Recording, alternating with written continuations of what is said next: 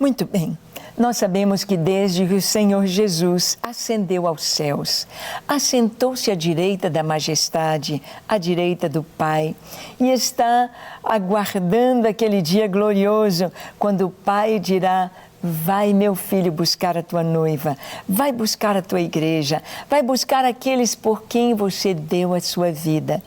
Enquanto isto, o Senhor enviou o seu Espírito Santo, e o Espírito Santo de Deus tem feito uma obra maravilhosa em cada coração, convencendo-nos, convencendo o homem do pecado, da justiça, do juízo, trazendo o entendimento de que este vazio na alma só pode ser preenchido por Jesus. Trazendo o entendimento de que a paz com Deus, a paz consigo mesmo, a paz com o próximo, só pode vir através do perdão oferecido na cruz do Calvário por Jesus, e que devemos oferecer o nosso perdão àqueles que nos ofendem. E assim, em todas as nações da terra, tribos, línguas, raças diferentes, diferentes etnias, diferentes línguas, o Evangelho tem chegado e tem transformado vidas, tem transformado comunidades, tem transformado culturas. O Evangelho do Senhor chegou a Angola. E temos conosco a alegria de ter o pastor Marcos. Pastor, é uma bênção você estar aqui. Muito obrigado, minha também, pastor. Vai ser muito bom conversarmos um pouquinho sobre Angola. Com certeza. E também, de uma maneira geral, queremos ver sobre a África. Pastor, uma pergunta. Há quanto tempo o Evangelho chegou na África? Por exemplo, aqui no Brasil, nós fomos colonizados pelos portugueses.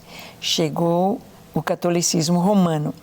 Mas a igreja evangélica, o protestantismo, chegou há pouco mais de 100 anos, apenas aqui no Brasil. Em Angola, há quanto tempo chegou o evangelho? Queria primeiramente agradecer a você que nos acompanha em casa, e a Rede Super, e a pastora por esta tarde maravilhosa, por este programa que tem sido uma bênção para as nações. Sim. Amamos a Senhora e a sua vida tem sido uma inspiração. Amém. Bem, quando chegou o Evangelho em África, na verdade, a expansão portuguesa, ela precisamente chega em África há muitos séculos atrás.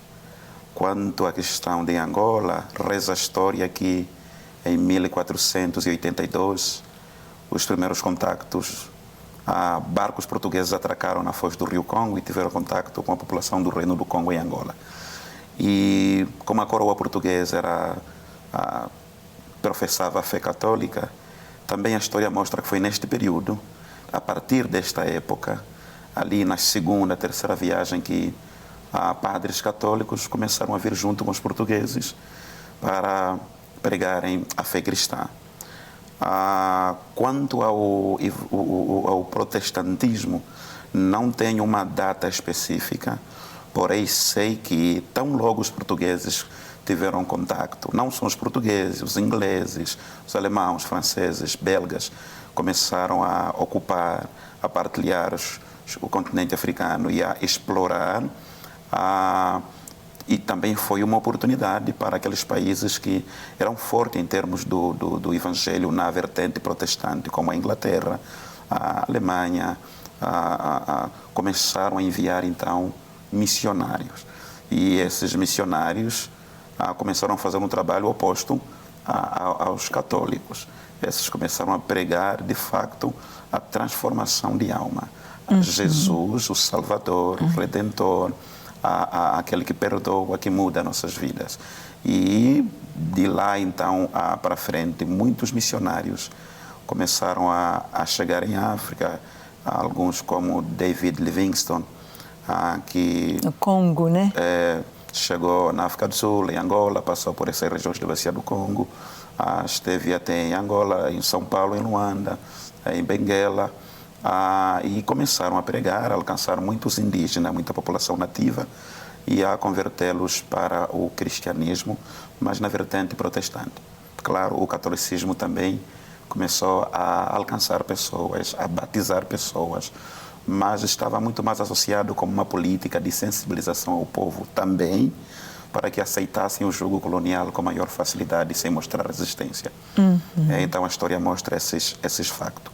Mas ali, o que foi se observando, segundo a história, é que, em função da potência europeia que estava a colonizar uma região, também a sua condição espiritual. Se era uma potência mais católica, vinham nesta região mais católicos para fazerem a obra.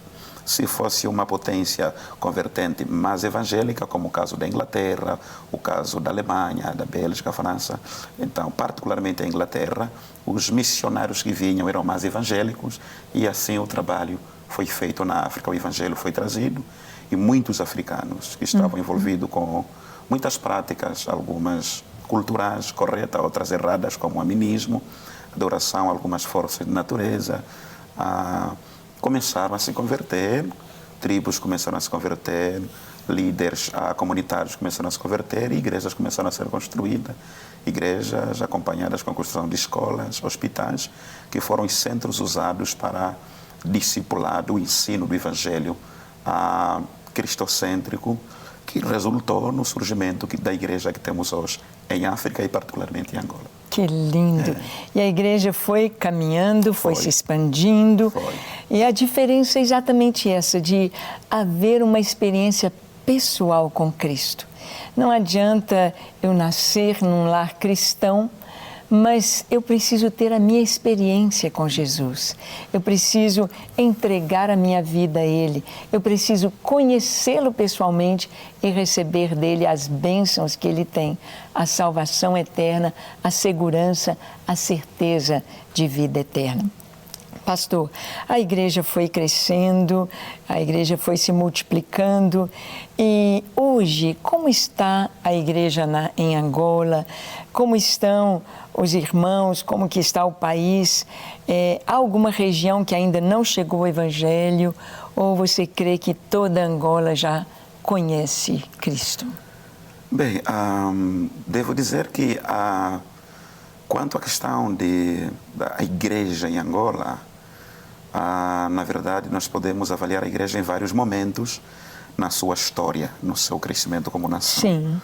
Porém, eu queria fazer menção a dois momentos que estou um pouco mais abalizado para o fazer, porque vivi os dois períodos. Vivi um, estou a viver outro. A igreja em Angola no período da Guerra Fria, que foi um período de guerra entre os maiores grupos políticos no país, que se envolveram diretamente e foram preponderantes na luta armada e que terminou com a independência do país, mas que depois da independência alguma coisa não correu bem e isso originou uma guerra muito grande que durou quase 30 anos. Então, neste período existiam, uma boa parte da Angola não era transitável, não havia, as pessoas não tinham acesso, porque existiam zonas que estavam sob o domínio de um grupo, de um grupo armado e zonas que estavam sob o domínio de um outro grupo armado. Então, não havia muito acesso de sair de um lado para o outro. Ali, as cidades que eram mais seguras acomodavam havia maior concentração populacional, porque é onde as pessoas fugiam para se refugiar.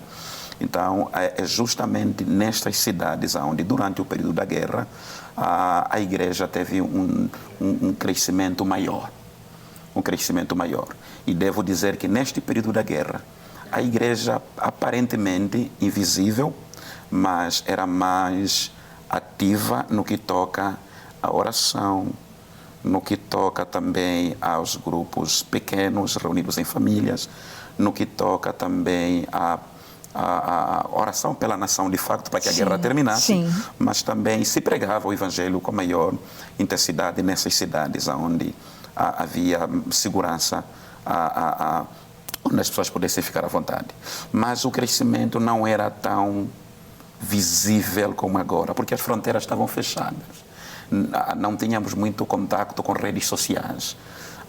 Mas quando a guerra termina, assinou-se Isso foi quando, pastor? Em 2002, assinou-se então um memorando de entendimento quando um dos líderes de um dos movimentos políticos morreu. Então houve um acordo de paz, houve um memorando de entendimento Então, de 2002 para cá, as fronteiras se abriram. O país todo experimentou um calar das armas e começamos a viver um período de paz. Isso trouxe maior liberdade, quer de expressão, maior liberdade de movimentação, de circulação, maior liberdade também, o interesse maior por parte das pessoas quanto à questão de formação acadêmica, maior abertura por parte das pessoas, porque as mentes já estão calmas, aquele medo, aquele pavor, aquelas correrias terminaram. Então, neste período de 2002 para cá, houve pregou-se o evangelho de uma forma agressiva em Angola. O número de igrejas cresceu. Neste período, Deus levantou muitos servos em Angola, pastores, sobretudo jovens, pastoras, apóstolos e outros servos, profetas em Angola. E isso é um avanço que nós podemos notar quanto ao crescimento da igreja, porque quanto mais obreiro, mais a obra avança. E, de facto, avançou. Hoje, em todas as províncias de Angola, o evangelho tem sido pregado. Tem igreja, particularmente nas capitais das províncias, que são os estados. Aqui no Brasil são estados e em Angola chamamos província. Sim. Tem aquelas províncias com um crescimento maior em termos de cristianismo, como Luanda, a capital, Benguela, Lubango, Uambo, que são cidades com um pouco mais desenvolvida, um pouco mais avançada em relação a outras. Mas tem aquelas cidades que ainda espera-se ou exige-se um pouco mais de investimento por parte da igreja para que, de facto, o crescimento seja recíproco a outros estados. Sim. Então, e temos, na verdade, ainda estados cuja o interior, a comunidade no interior, ainda uma boa parte precisa, de facto, ser alcançada. Sim. Precisa ser alcançada. Mas, regra geral, hoje, o Evangelho, nesses 17 anos de paz, a igreja em Angola cresceu muito, cresceu bastante, porque teve mais liberdade, mais espaço, as barreiras foram removidas e as pessoas, eu acho que também é o resultado da guerra, as pessoas experimentaram muita coisa ruim que não deveriam experimentar. Se apegaram exatamente. A fé se tornou a única esperança da igreja, do povo angolano. Amém. Então, assim, muitas igrejas em Angola que tinham 20, 30, 40 membros, hoje cresceram bastante. Cresceram. E tem muita gente que hoje vão para as igrejas, não porque necessariamente houve um projeto de evangelização, é por causa da fome. Deus trouxe uma fome no coração, na alma do angolano, que os leva a buscar a Deus, né? E a igreja tem muitos desafios nos nossos dias em Angola. Amém. Você pode ver aí como que Deus usa, até mesmo do momento da guerra, para trazer esta fome, para trazer esse entendimento que precisamos dele. Eu sei que você quer conhecer um pouquinho deste país, este país tão especial. Nós temos tanta influência da África aqui no Brasil. Vamos conhecer um pouquinho de Angola. Quero que você veja esta matéria sobre Angola e um pouquinho sobre a igreja em Angola. Assista comigo e vamos conhecer um pouquinho mais este país tão especial. Vamos lá. Angola é um país da costa ocidental africana. Eles foram uma das colônias portuguesas na África e sua independência do domínio português foi alcançada em 1975, depois de uma longa guerra de libertação.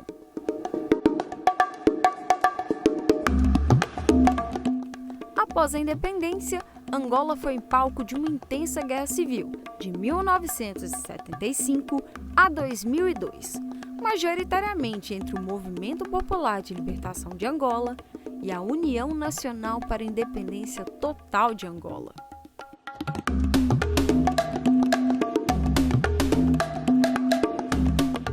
O país tem vastos recursos naturais, como grandes reservas de minerais e de petróleo. E desde 1990, sua economia tem apresentado taxas de crescimento, especialmente depois do fim da Guerra Civil. No entanto, os padrões de vida dos angolanos continuam baixos. Cerca de 70% da população vive com menos de $2 por dia, enquanto as taxas de expectativa de vida e mortalidade infantil continuam entre as piores do mundo.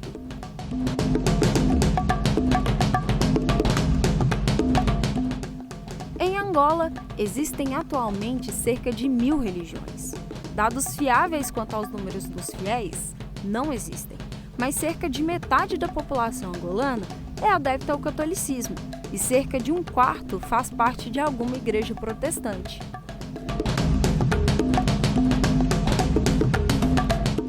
Os praticantes de religiões tradicionais africanas constituem uma pequena minoria de caráter residual, mas entre os cristãos encontram-se com certa frequência crenças e costumes herdados daquelas religiões. Esse sincretismo religioso gera divergências dentro do cristianismo, e isso dificulta o trabalho de alguns missionários no país, unido a algumas perseguições que vêm aumentando nos últimos anos.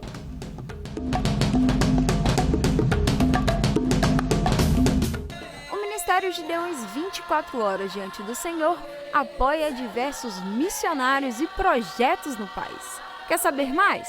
Acesse o site gideões24h.com e fique por dentro de tudo o que acontece. Muito bem, você pode ver um pouquinho aí de Angola. E como nós percebemos na fala do pastor Marcos, nós vimos como que Angola experimentou vários momentos de guerra. E sabe, guerra é um tempo terrível. Você não pode imaginar quanta dor, quanto trauma, quanto sofrimento, quantas marcas ficaram. E esse desejo por paz, esse desejo por Deus, trouxe então para a igreja um tempo especial, um tempo de crescimento, um tempo de busca. E vocês têm vivido este tempo, não é, pastor Marcos? Exatamente. Sim. Exatamente. Como em toda parte do mundo, a igreja enfrenta vários desafios. Na medida que o tempo vai avançando, é claro, se torna cada vez evidente a vinda do Senhor Jesus. Sim. E o inimigo sabe que tem pouco tempo. Sim. E sabendo que tem pouco tempo, o inimigo tem intensificado suas ações, seus ataques, suas práticas, por um lado, para destruir a sociedade em todas as partes do mundo, quer em termos de valores, em termos de comportamento, quer em termos de influência. Governos também têm sido influenciados neste sentido. Mas, por outro lado, o inimigo tem atacado a igreja no sentido de ou levantar defamação contra a igreja, sim, contra pastores, ou adormecer a igreja, levar a igreja a se tornar fria, morna, ou trazer contenda, divisão, inveja entre igrejas, pastores, enfim. Então, a igreja em Angola também tem os seus desafios, não está diferente a isso. O inimigo tem investido e tem atacado fortemente contra a igreja em Angola.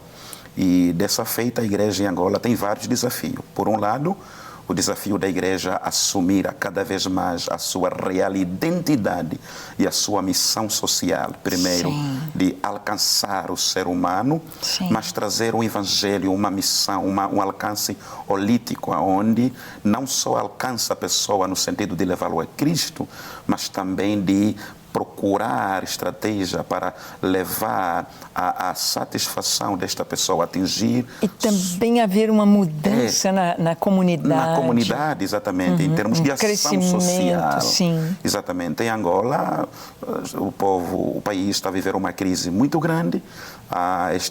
O nosso governo tem feito um trabalho também grande. Temos, graças a Deus, um novo presidente que tem se esforçado bastante para fazer um trabalho saudável e correto. Nós amamos e apoiamos o seu trabalho e ele tem estado a fazer de tudo para atrair investidores externos para Angola.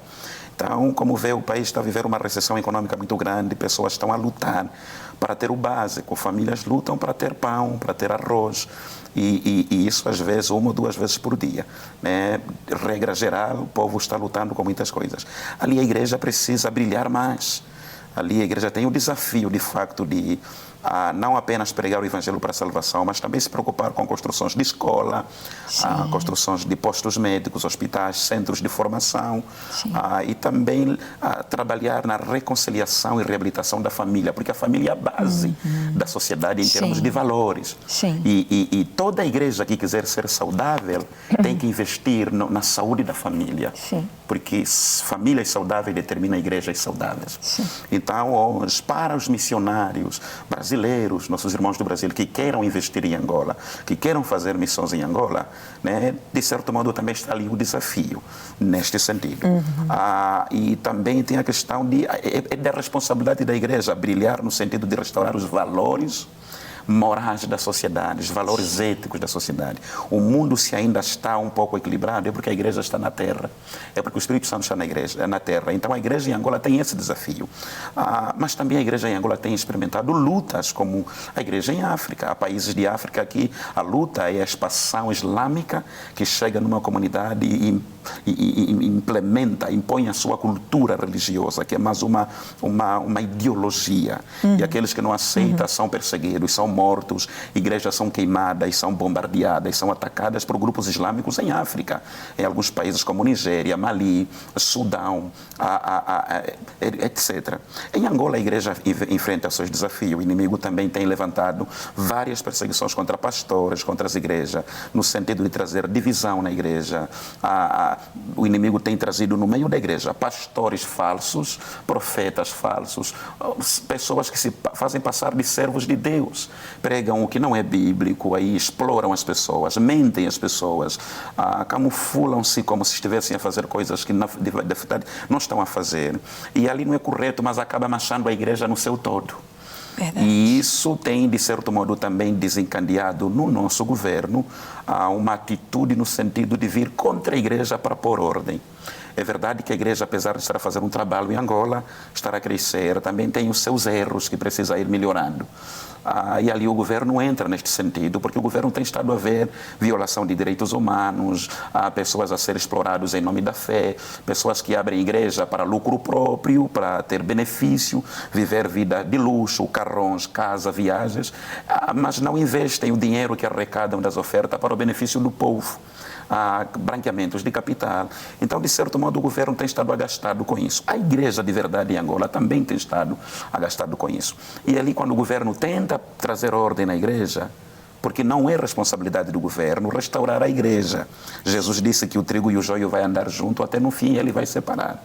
Mas o nosso governo, muitas das vezes, nossos governos também têm a responsabilidade de trazer organização social, eles vão entrar. Só que às vezes acabam ultrapassando um pouco os seus limites e acabam tocando na igreja que de facto está a fazer o seu trabalho correto. Então tivemos recentemente uma espécie de período negro que vivemos em Angola, ali final de outubro, novembro, onde muitas igrejas de facto foram encerradas, alguns porque não tinham estruturas em condições, outras porque não tinham documento, porque em Angola só existem menos de 90 igrejas reconhecidas. E para reconhecer uma igreja em Angola, o Estado, a lei aprovada, a antiga era 100 mil membros. A nova, que foi revista, que foi aprovada agora e publicada em Diário da República, exige 60 mil assinaturas para reconhecer uma igreja. Dessa feita, existe quase 1.200 igrejas em Angola que não estão reconhecidas. É impossível, em 6 meses, 1 ano, 10 anos, conseguir ter 60 mil membros. É um desafio. É um desafio. Exatamente. Quase. Então, a igreja em Angola está a viver, de certo modo, os seus desafios neste sentido. Hoje, nós oramos pelo nosso governo, oramos pelos gabinetes, sobretudo o Ministério da Cultura, da Religião, que cuidam dessas coisas, para que, de facto, busquem mecanismo melhor, assim como em outros países, onde, para se legalizar a igreja, não tem essas burocracias todas. Porém, o Estado consegue fazer o seu papel de controlar, manter a ordem, a organização, os direitos humanos de forma correta, sem atropelar a igreja. Porque a igreja é uma entidade, a igreja tem a sua identidade, sua marca e os seus valores. Sim. Mas então a igreja viveu este desafio. Várias igrejas foram encerradas, mas graças a Deus parou. Algumas igrejas que haviam sido encerradas abriram de novo e o Estado agora aprovou esse novo pacote jurídico que regula a liberdade de religião e culto em Angola. Não sei, que diz que, por exemplo, eu posso pregar o evangelho para alguém, mas não posso persuadi-lo a aceitar a minha fé. Eu estou a incorrer a um crime. Eu não posso me reunir em um galpão, por exemplo, nós chamamos armazéns lá, que é galpão. Não posso me reunir em um apartamento, né? Então, a gente percebe que são alguns pontos que o Estado, apesar de ter direito de ser responsável pela organização social, percebemos que em alguns pontos o Estado tem exagerado e oramos para que o Estado dê conta e recue e que a igreja também, de facto, assuma a sua real identidade e brilhe como igreja, porque nós não fomos chamados para ser pastor por causa do dinheiro. Sim. Fomos Sim. chamados para representar o Senhor na sua missão de alcançar almas para Jesus. Amém. E precisamos ser exemplo da integridade, santidade, verdade, justiça e idoneidade. A igreja é o corpo de Cristo na terra. Ela tem que trabalhar para crescer em santidade, justiça, em pureza, porque Jesus virá à busca de uma igreja sem mancha, sem ruga, sem defeito. Então, nós temos a responsabilidade de trabalhar também no ensino, investir no ensino de líderes em Angola. Temos muitas necessidades. Nós não temos tantos seminários como no Brasil. Só há um seminário superior em Angola de teologia na minha cidade, em Lubango.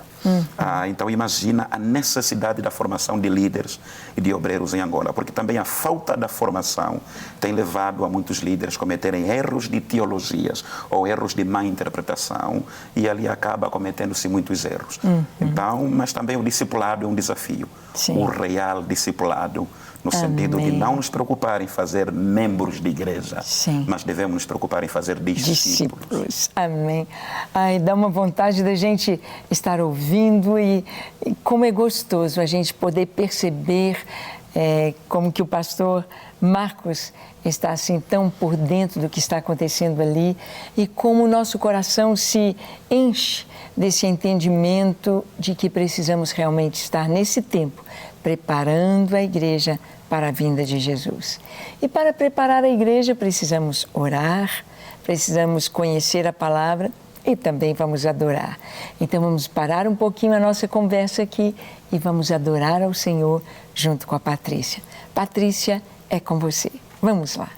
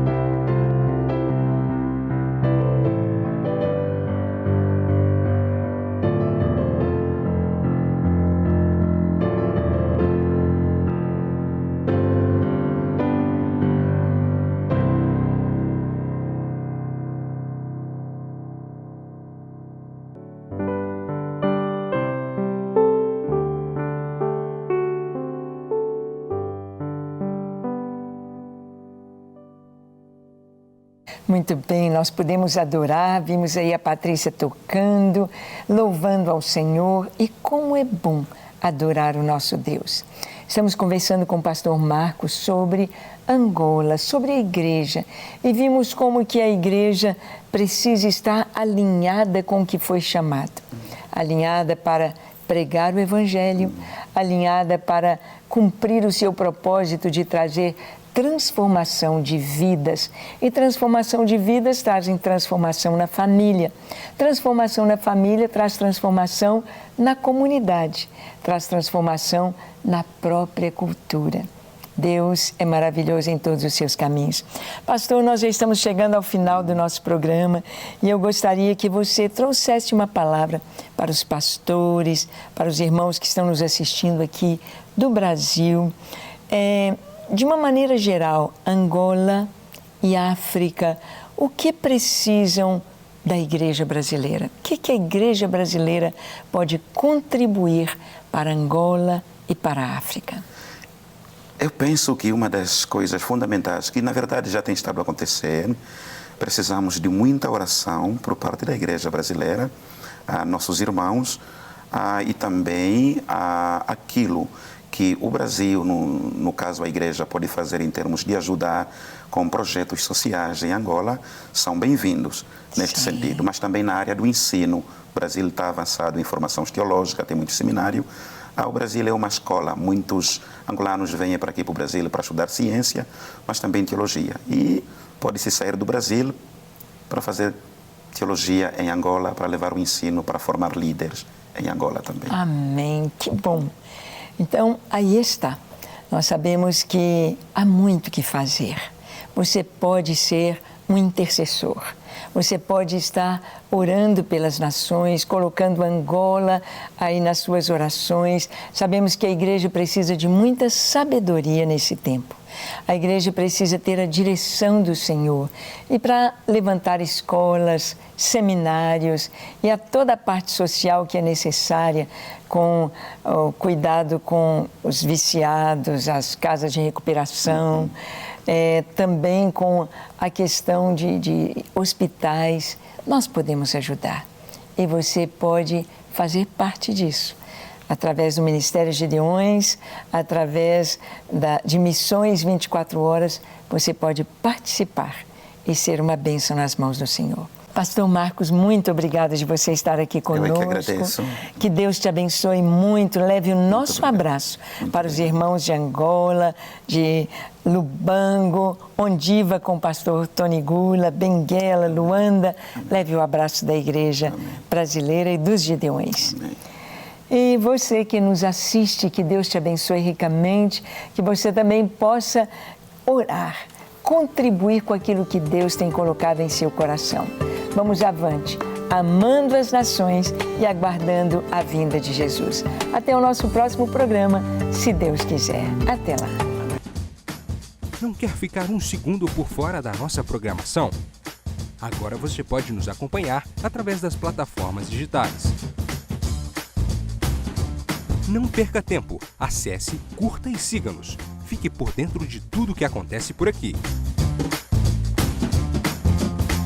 Rede Super, inspirando você.